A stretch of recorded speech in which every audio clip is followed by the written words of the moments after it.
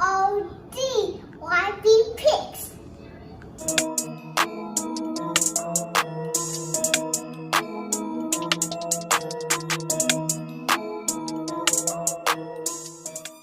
All right, welcome to O.D.Y Picks, where we are here to talk about all the best picks for the NFL season. Now, we enjoyed some great games here for week number 2.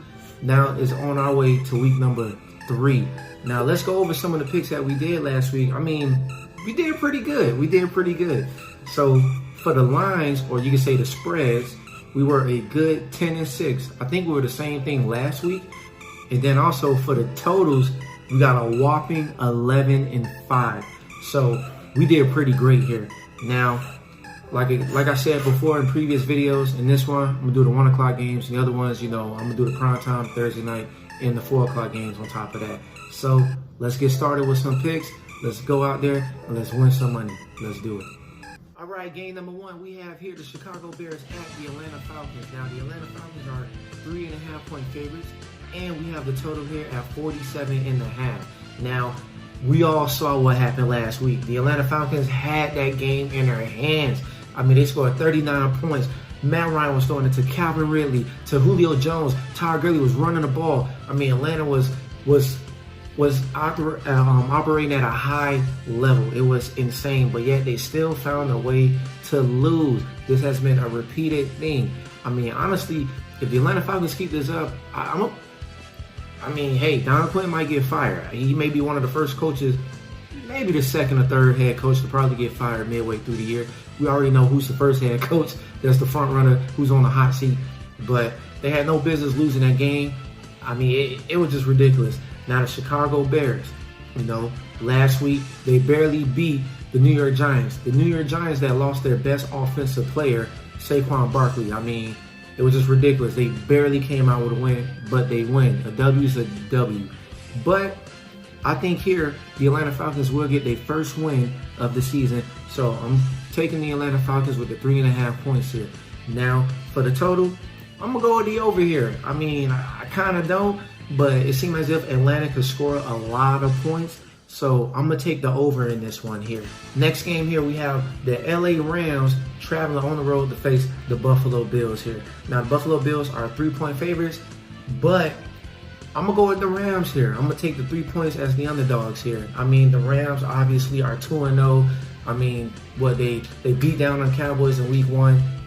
I mean, they beat down on the Eagles in week 2. And honestly, I mean, Sean McVay got this team working on all cylinders here. I mean, he got multiple running backs doing that thing. Cooper Kupp, Robert Woods just signed a new deal. They're looking good. I mean, the LA Rams, man, they're looking really good. I guess Sean McVay is reminding everybody that, yes, he's still a good head coach, and he still have a pretty decent team here. Now, the Buffalo Bills, we can't take away what we saw from Josh Allen last week against the Miami Dolphins. He always had the Miami Dolphins number. I mean, he threw for, I think, over 400 and something yards. It was pretty incredible. But I like the Rams in this particular situation. I mean, you're getting some value out of here. I mean, like I said, both teams are good. But if I could get a good team with some points, I'm going to take the good team with some points. Now, we have the total here at 48 points. I'm going to go with the over here. I mean, yes, Buffalo has a defense. But the Dolphins was able to score, I think, about, 28 points on them last week? And I think we all can agree the Rams have a much better potent offense. So I'm going to take the over here. And Stephon Diggs is looking really great with Josh Allen. So we're going with the over. Next game here, we got the Washington football team traveling on the road against the Cleveland Browns. Surprisingly, the Cleveland Browns are 7-point favorites. Honestly, I think that's too many points. They barely beat the Cincinnati Bengals. I know it was a divisional game. Baker Mayfield looked at okay, but obviously they ran for over 200 yards. So, of course, he's going to look okay. He only threw the ball about 23 times. So, hey, now last week, the Washington football team, they kind of sizzled down last week, which we expected. But to be getting 7 points with a team that has a pretty solid defense and they're playing hard for their head coach, I'm going to have to take the Washington Redskins with the +7. You just have to. I mean, Cleveland has too much talent, but it's showing. Both our first-year head coaches, Ron Rivera and Steven Stefanski, but we already know Baker Mayfield, he needs a lot to be going right for him to do anything good. So I'm taking the Redskins here. Now we got the total here at 44. I am going to take the over. I think this is a game that's going to go over. Cleveland's defense don't really, I guess, show out too much. I mean, honestly, on paper, I thought their defense would have made much more of an impact this year. But so far, they're off to a very slow start. I think this is going to be a game where Dwayne Haskins is going to come out here and going to score a lot of points. So I'm taking the over. Now, next game here, we have the Tennessee Titans at the Minnesota Vikings. Now, the Vikings are 3-point underdogs. So Tennessee is actually favored in this one, and rightfully so. Minnesota looks terrible. Kirk Cousins had 3 picks and about 88 passing yards. I mean, it was ridiculous. I don't know what's going on with that team. Mike Zimmerman's defense. I mean, the last few years they've been slipping, but I guess he have a lot of young guys. They lost guys in free agency, and it's showing here. It is showing. I mean, Minnesota defense looked terrible, and Tennessee is clicking on all cylinders. I know I've said in previous videos Ryan Tannehill is overpaid, but I mean, he's looking pretty good right now. He's looking pretty good right now. Yes, granted, it was against Jacksonville last week. Denver, week number 1, Denver got a good defense. But Ryan Tannehill is looking pretty good. So, for this one here, I'm taking Tennessee, favored by 3 points. And now we got the total here is 47 points. I'm going to take the over in this one here. Like I said previously, Minnesota's defense is terrible at this point now. And I think Tennessee can score a few points here. So, we're going with the over. Now, next game here, we got the Las Vegas Raiders traveling to face the New England Patriots. Now, the Patriots are 6.5-point favorites here. Well, last night, the Las Vegas Raiders looked pretty good. I mean, they were at home. They opened up their new stadium. Derek Carr looked phenomenal. Josh Jacobs is top 10 running back in the league. This guy was running over everybody. It was sensational. You saw Sunday night what Cam Newton did to Seattle. I mean, there was literally one play away from winning the game. Superman Cam Newton is doing his thing, man. He's running, he's passing the ball, his mechanics look on point. I mean, Josh McDaniels is calling some pretty good plays for Cam Newton, man. I mean, they're looking pretty good. So, in this one, I'm going to take the New England Patriots with the 6.5 points here, their favorite. I'm taking them. They're going to be at home. Yes, there's going to be no fans. But like I said, Superman Cam, plus that defense behind him, I think they're going to do pretty good. Now, we got the total here at 47 points. I'm taking the over because so far what I've seen from both weeks is that anybody could score on the Raiders. Anybody could score on the Raiders. So I'm going with the over here. Next game here, we got the San Francisco 49ers traveling on the road to face the New York Giants. Now, the 49ers are actually 4-point favorites here. And honestly, I don't like that at all. I mean, we saw what happened on Sunday. They lost a lot of people. Nick Bosa's gone for the year. Jimmy G, he's day by day. They lost the other running back too. I mean, the wide receiver core was already depleted. I mean, Jesus Christ, like, they're not catching any breaks.